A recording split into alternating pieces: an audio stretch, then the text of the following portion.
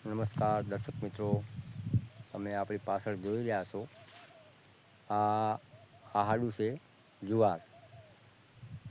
તે આ પાછલો જે 28થી 2 સપ્ટેમ્બરમાં 28 સપ્ટેમ્બરથી 2 ઓગસ્ટ જે વરસાદ આવ્યો પવન સાથે, તેમાં આ બધી ઝાડ તમે જોઈ રહ્યા છો તે હવે આરામ કરી રહી છે. આરામ એટલે જમીન ઉપર સૂઈ ગઈ છે.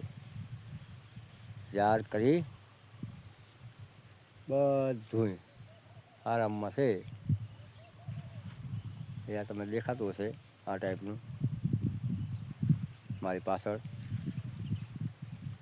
બહુ મોટી અને સરસ ઝાડ હતી, પણ હવે તમે આ જોઈ શકો છો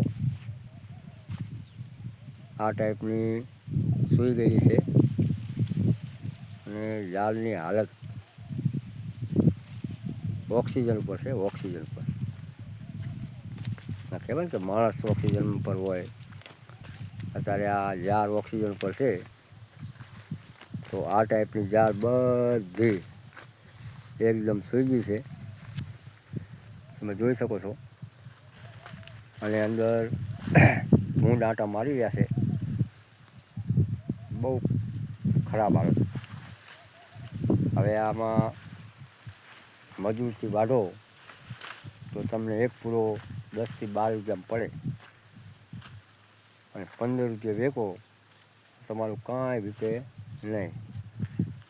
આ ટાઈપની ઝાડ છે. જુઓ, આ બધી ઊભી આડી આરામ કરી છે, આરામ ફરવા આવશે. માણસો થાકે ને ચમ આરામ કરે, એમ હવે આ ઝાડ આરામમાં પડી ગઈ છે. તમે જોઈ શકો છો પાછળ. તો આવો ખોથ વળી ગયો છે આ છેલ્લા વરસાદની અંદર. જબરજસ્ત નુકસાન આ ટાઈપનું છે બધું. સામો છે તો તમને દેખાતો હશે, બધું ક્લિયર કટ. નકર આપણને આ સાઈડથી ઓલી સાઈડ જોવા કે કાંઈ જોવા મળતું નહીં, ઝાડ કે ઝાખરું.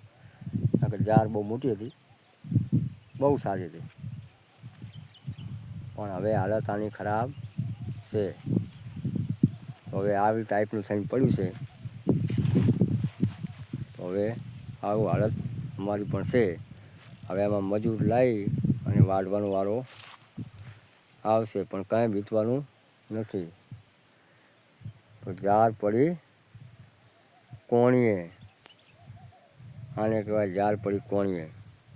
તો ખેડૂત મિત્રો કોમેન્ટ કરી જણાવશો આવી હાલત છે. કોમેન્ટ, સબસ્ક્રાઈબ, શેર કરજો. જય માતાજી, જય જવાન, જય કિસાન.